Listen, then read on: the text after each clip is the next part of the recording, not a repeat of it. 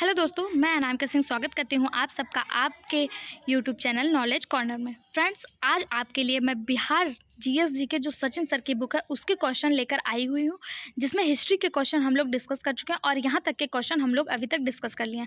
आज जो हम डिस्कस करेंगे वो यहाँ से करेंगे, लेकिन एक बार पुराना क्वेश्चन रिपीट करते हुए चलते हैं। अगर आपने इसके पहले के वीडियो नहीं देखे हैं, हमारे इसी चैनल पर इसके पहले के वीडियो भी जरूर देखें, जहाँ पे सचिन सर की बुक के ही बजट सर्वेक्षण, आर्थिक सर्वेक्षण, बजट और जनगणना, करंट अफेयर जैसे टॉपिक हम लोग कवर कर लिए और 180 क्वेश्चन हिस्ट्री के भी कवर कर लिए। लगभग 850 क्वेश्चन हिस्ट्री के इस बुक में दिए हुए हैं, जो हम लोग पर डे कुछ क्वेश्चन के माध्यम से डिस्कस करते हुए आगे बढ़ रहे हैं।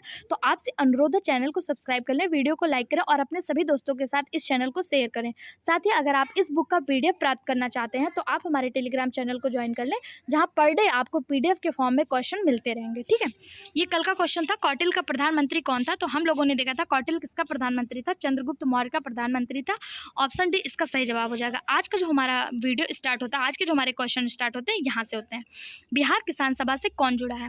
स्वामी सहजानंद, कार्यानंद शर्मा, राहुल सांस्कृत्यायन, यदुनंदन शर्मा, एक से अधिक, इनमें से कोई नहीं। इसका जो सही जवाब हो जाएगा वो हो जाएगा ऑप्शन ई, एक से अधिक। क्यों? क्योंकि स्वामी सहजानंद सरस्वती 1932 में बिहार किसान सभा की स्थापना करते हैं, जो किसानों के अधिकारों और उनके शोषण के खिलाफ लड़ाई का प्रतीक बना।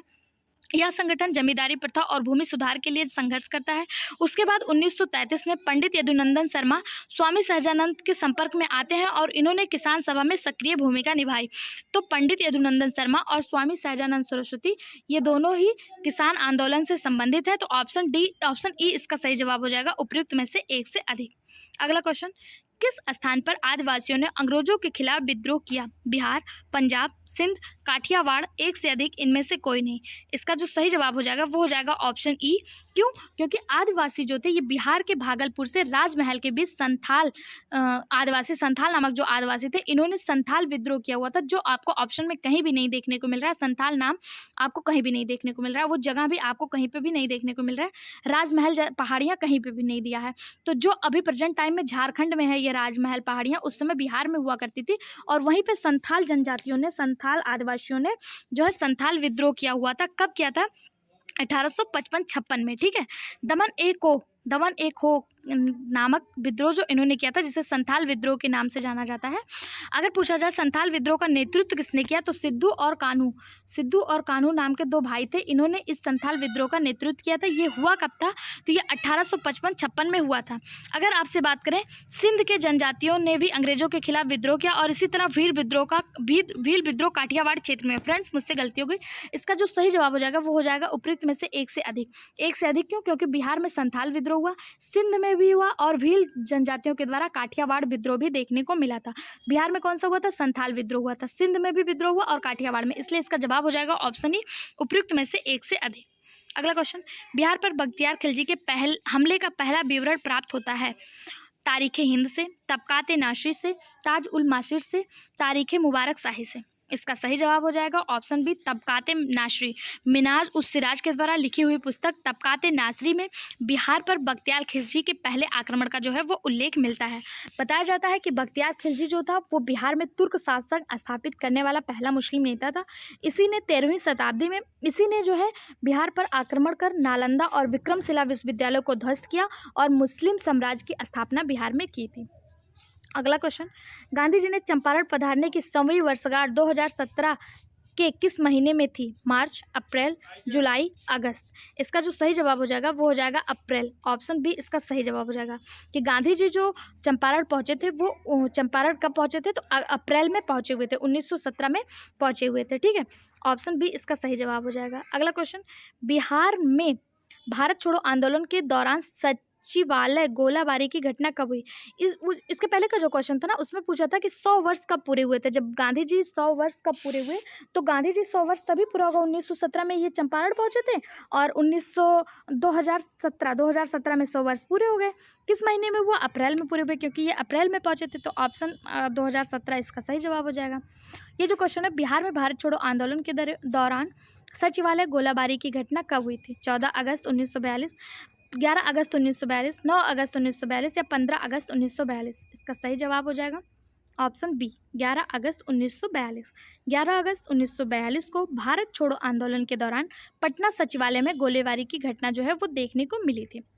इस दिन आंदोलनकारी छात्रों ने सचिवालय पर तिरंगा फहराने का प्रयास किया, लेकिन ब्रिटिश पुलिस ने उन पर गोलियां चला दी। इस घटना में 7 छात्र जो हैं वो शहीद हुए थे, जिसमें से उमाकांत प्रसाद सिंह, रामानंद सिंह, सतीश चंद्र झा, जगपति कुमार, देवीपत चौधरी और राजेंद्र सिंह और राम गोविंद सिंह छात्र जो थे, इन 7 लोग का इसमें शहीद हो गए थे। और ये घटना कब हुई थी? ये हुई थी 11 अगस्त 1942 भारत छोड़ो आंदोलन के दौरान। अगला क्वेश्चन, ब्रिटिश भारत में बिहार राज्य के प्रथम प्रधानमंत्री कौन थे? मोहम्मद यूनुस, माधव श्री हरि अडे, जगन्नाथ कौशल, जाकिर हुसैन। भारत के ब्रिटिश राज में बिहार के प्रथम प्रधानमंत्री कौन थे? तो मोहम्मद यूनुस थे। बिहार के प्रथम प्रधानमंत्री मोहम्मद यूनुस थे। ऑप्शन ए इसका सही जवाब हो जाएगा।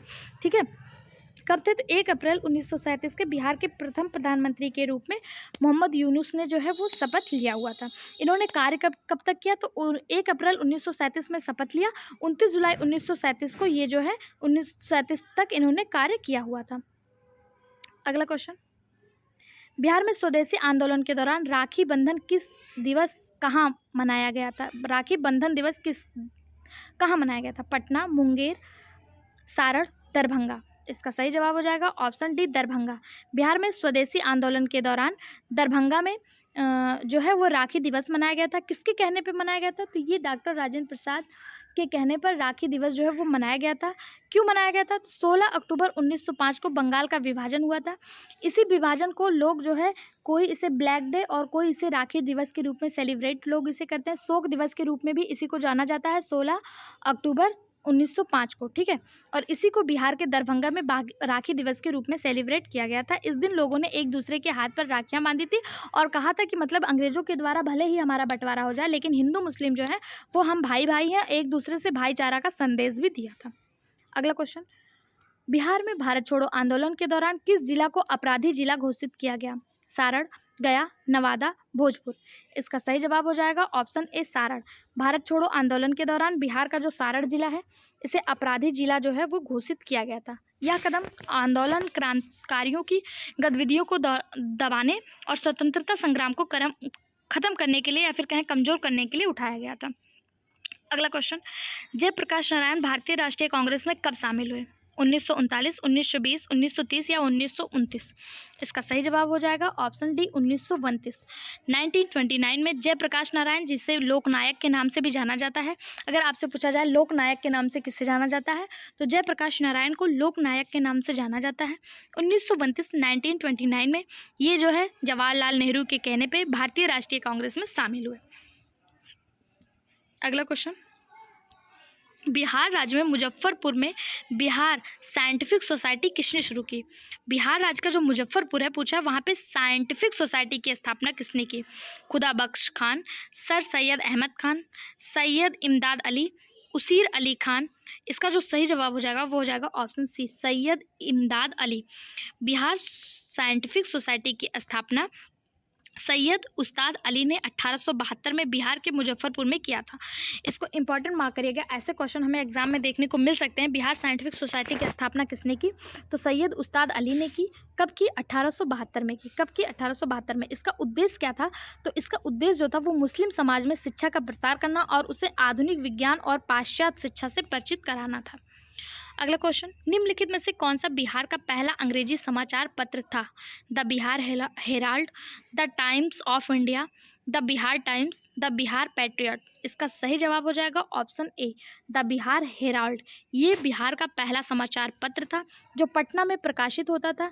इसे 1857 में गुरु प्रसाद सेन और लैंड ओनर्स एसोसिएशन के सदस्य ने शुरू किया था।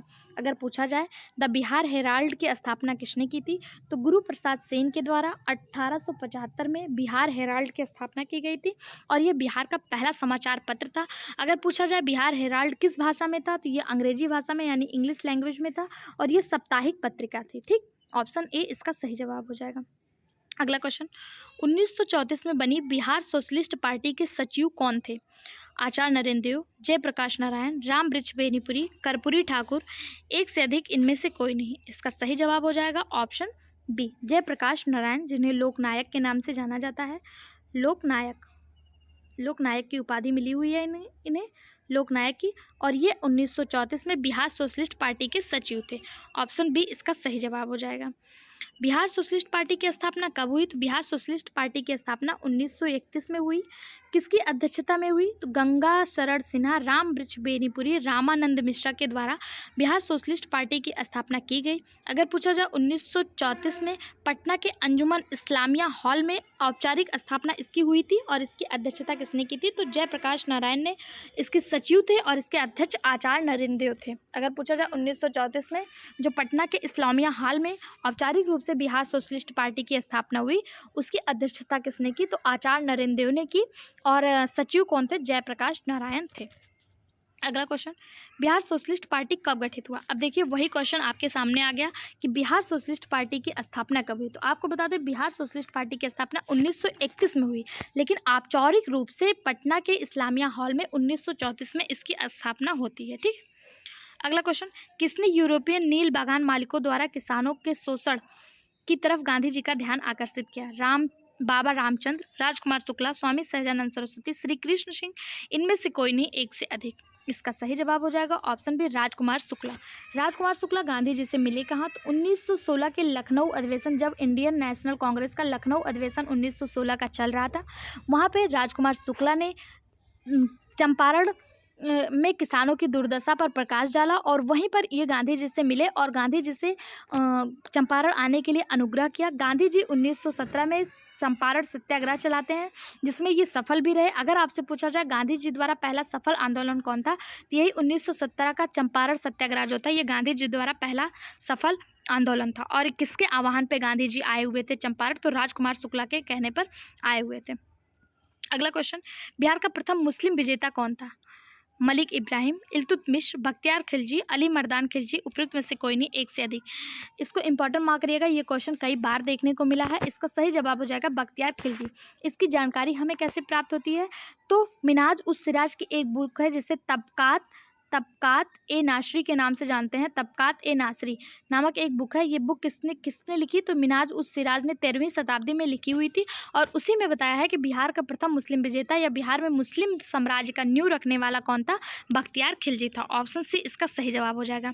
ये बिहार में कब आया? तो 1193 से 1202 के बीच 1203 के बीच बिहार पर विजय प्राप्त किया था। 1193 से 1203 के बीच बिहार पर विजय प्राप्त किया हुआ था, जिसमें इसने नालंदा विश्वविद्यालय और विक्रमशिला विश्वविद्यालय जैसे प्रतिष्ठित शिक्षा केंद्रों को नष्ट किया। इन विश्वविद्यालय में हजारों बौद्ध भिक्षु विद्यार्थी थे जिन पर इसने क्रूरता से हमला किया। इसके साथ ही इसने बिहार की राजधानी ओदंतपुरी पर भी कब्जा कर लिया। ठीक है, पहले बिहार की राजधानी क्या थी? तो ओदंतपुरी थी। यहाँ से एक इंपॉर्टेंट क्वेश्चन ये भी देखने को मिल जाता है कि बिहार की राजधानी क्या थी? ओदंतपुरी थी और बख्तियार खिलजी ने वहाँ पर कब्जा कर लिया था। इसने बहुत सारे बौद्ध भिक्षुओं पर आक्रमण किया, बौद्ध निवासों पर आक्रमण किया और कई सारे विद्यालयों पर आक्रमण किया हुआ था। अगला क्वेश्चन, नालंदा विहार का विध्वंस किसने किया? बख्तियार खिलजी, कुतुबुद्दीन ऐबक, मोहम्मद बिन तुगलक, अलाउद्दीन खिलजी। तो नालंदा विहार इसका विध्वंस करने वाला कौन था? यही बख्तियार खिलजी था। ऑप्शन ए इसका सही जवाब हो जाएगा। कब किया ये? तो ये 1193 में बिहार पे आक्रमण करता है और 1202 तक शासन करता है और इसी बीच इसने बहुत सारी चीज़ों को ध्वस्त किया था, जिसमें जो था एक ये भी था, नालंदा विहार भी था। अगला क्वेश्चन, ओदंतपुरी शिक्षा केंद्र निम्न में से किस राज्य पर अवस्थित है? बंगाल, बिहार, गुजरात, तमिलनाडु, एक से अधिक, इनमें से कोई नहीं। तो अभी हम लोगों ने देखा था ओदंतपुरी जो है ये बिहार की राजधानी हुआ करती थी और ओदंतपुरी जो शिक्षा केंद्र है ये बिहार से संबंधित है। ऑप्शन बी इसका सही जवाब हो जाएगा। ओदंतपुरी जिसे अब क्या कहा जाता है? तो अब इसका नाम चेंज करके उदनापुर रख दिया गया है। यह प्राचीन काल में बिहार का एक प्रमुख शिक्षा केंद्र था। इसकी स्थापना पाल वंश के प्रथम शासक गोपाल पाल ने किया था। अगर यहाँ से क्वेश्चन आपको देखने को मिलता है, स्टार मार्क करिएगा। ओदंतपुरी विश्वविद्यालय की स्थापना किसने की थी? तो गोपाल ने की थी। गोपाल किस वंश से संबंधित है? तो पाल वंश से संबंधित है। ठीक है, यह शिक्षा केंद्र बौद्ध धर्म और तंत्र विद्या के अध्ययन के लिए प्रसिद्ध था। ओदंतपुरी ने भारतीय शिक्षा और संस्कृति में महत्वपूर्ण योगदान निभाए थे। ओदंतपुरी की स्थापना किसने की? तो गोपाल के द्वारा, पाल वंश के शासक गोपाल के द्वारा ओदंतपुरी की स्थापना की गई थी। अगला क्वेश्चन, उत्तरी बिहार का प्राचीन नाम क्या था? वज्जी, वत्स, सूरसेन या अवंती? इसका सही जवाब हो जाएगा ऑप्शन ए वज्जी। प्राचीन समय में उत्तरी बिहार को वज्जी कहा जाता था। यह क्षेत्र 16 महाजनपदों में से एक था। हम लोग जब महाजनपद पढ़ते हैं तो उसमें देखे हैं कि 16 महाजनपद है, जिसमें से 3 ऐसे इलाके हैं जो बिहार से संबंधित हैं। उसमें से एक उत्तरी बिहार जिसे वज्जी के नाम से जाना जाता है, दूसरा अंग है और तीसरा जो है वो मगध है। ठीक है, 3 महाजनपद बिहार से संबंधित है, जिसमें उत्तरी बिहार को वज्जी कहा जाता था। 6ठी शताब्दी ईसा पूर्व के दौरान भारतीय उपमहाद्वीपों में प्रमुख राजनीतिक और सांस्कृतिक इकाइयां थी। वज्जी महाजनपद का केंद्र वैशाली था, जो उस समय गणराज्य प्रणाली का एक उत्कृष्ट उदाहरण था। अगर आपसे यहाँ से एक क्वेश्चन ऐसे देखने को मिलता है, प्रथम गणराज्य की व्याख्या कहाँ देखने को मिलती है, तो यह इसी वैशाली क्षेत्र से देखने को मिलती है। वैशाली से ही प्रथम गणराज्य की स्थापना हुई थी। अगला क्वेश्चन है, चौसा की लड़ाई में शेर शाह ने किसको हराया था? इब्राहिम लोदी, जहांगीर, मोहम्मद लोदी या हुमायूं? चौसा की लड़ाई में शेर शाह ने किसको हराया? तो हुमायूं को हराया था। ऑप्शन डी इसका सही जवाब हो जाएगा। किसको हराया था? हुमायूं को हराया था। अगर पूछा जाए चौसा की लड़ाई हुई कब थी, तो चौसा की लड़ाई 26 जून 1539 को बिहार के चौसा, जिसे अगर पूछा जाए कि उस समय का चौसा अभी आधुनिक बिहार में कहाँ स्थित है, तो ये बक्सर जिले के पास स्थित है, वहाँ पे हुई थी। और इसमें कौन कौन शामिल था? तो शेर शाह, जिसे शेर शाह सूरी या फिर जिसे शेर खां के नाम से जानते हैं, और मुगल सम्राट हुमायूं के बीच यह लड़ाई हुई थी। जीता कौन था? तो शेर शाह सूरी जीता था, जिसे उस समय शेर खां कहा जाता था। बाद में इसका नाम क्या पड़ा? शेर शाह पड़ा। ठीक है, इस युद्ध में शेर खां ने हुमायूं को पराजित किया। इस जीत के बाद शेर खां ने शेर शाह की उपाधि धारण की और अपने नाम का कुतबा भी पढ़वाया। आपसे पूछा जाएगा कि शेर खां ने शेर शाह की उपाधि या शेर शाह नामकरण कब अपना करवाया? तो जब वो चौसा की लड़ाई जीता 1539 में, उसके बाद इसने अपना नामकरण किया, शाह की उपाधि धारण की, और तब से यह शेरशाह सूरी के नाम से जाना जाने लगा। और इसी लड़ाई में चौसा की युद्ध को जीतने के बाद इसने अपने नाम का कुतबा भी पढ़वाया था। आज का लास्ट क्वेश्चन, निम्नलिखित में से किसने नालंदा विश्वविद्यालय में अध्ययन किया? मेगास्थनीज, ह्वेनसांग, इब्न बतूता, अल बरूनी? इसका सही जवाब हो जाएगा ऑप्शन बी ह्वेनसांग। चीनी यात्री ह्वेनसांग, जो हर्षवर्धन के शासनकाल में भारत आया हुआ था, ये जो था इसने जो है नालंदा विश्वविद्यालय में अध्ययन किया। अगर पूछा जाए यात्रियों का राजकुमार के नाम से किसे जाना जाता है, तो इसी ह्वेनसांग को यात्रियों के राजकुमार के नाम से जाना जाता है। यह भारत कब आया? 1629 में भारत आया, चीन से भारत आया। और उस समय किसका शासन था भारत पे? तो हर्षवर्धन का शासन चल रहा था ह्वेनसांग के समय। और यह नालंदा विश्वविद्यालय में अध्ययन किया। उनका उद्देश्य धर्म ग्रंथों का संग्रह करना और बौद्ध ग्रंथ में गहन अध्ययन के लिए भारत आना था। इन्होंने भारत में 15 वर्षों तक यात्रा की और अपनी पुस्तक सी यूके में तत्कालीन भारत की सामाजिक, धार्मिक और सांस्कृतिक स्थितियों का विस्तृत विवरण दिया। अगर आपसे पूछा जाए कि ह्वेनसांग की पुस्तक कौन है, तो ह्वेनसांग की जो पुस्तक थी वो थी सी यू की, ये इसकी ह्वेनसांग की पुस्तक थी और ये हर्षवर्धन के काल में आया था। यहाँ से क्वेश्चन देखने को मिलता है कि ह्वेनसांग किसके काल में भारत आया था? तो हर्षवर्धन के शासनकाल में भारत आया था। हाथ से ह्वेनसांग और हाथ से हर्षवर्धन, आप ऐसे भी याद कर सकते हैं। और इसकी जो रचना थी वो सी यू की थी। ठीक है, सी यू की थी। इसने नालंदा विश्वविद्यालय में जो है वो अध्ययन किया था और इसे यात्रियों के राजकुमार के नाम से भी जाना जाता है। ठीक, आज की वीडियो में बस इतना था। आगे की वीडियो को पाने के लिए चैनल को सब्सक्राइब कर लें, बेल आइकन पर क्लिक कर लें, जिससे आपको नोटिफिकेशन के माध्यम से वीडियो मिल जाए। साथ ही साथ फ्रेंड्स, हमारे इसी चैनल पे एनसीईआरटी, हिस्ट्री, ज्योग्राफी, पॉलिटी और साइंस के भी क्वेश्चन करवाए जा रहे हैं। एनसीईआरटी आप किसी भी एग्जाम की तैयारी कर रहे हो, आपके लिए बहुत ज़्यादा हेल्पफुल है, तो आप उसे भी जरूर देखें। साथ ही साथ इस वीडियो को अपने सभी दोस्तों के साथ शेयर करें। वीडियो में बने रहने के लिए धन्यवाद।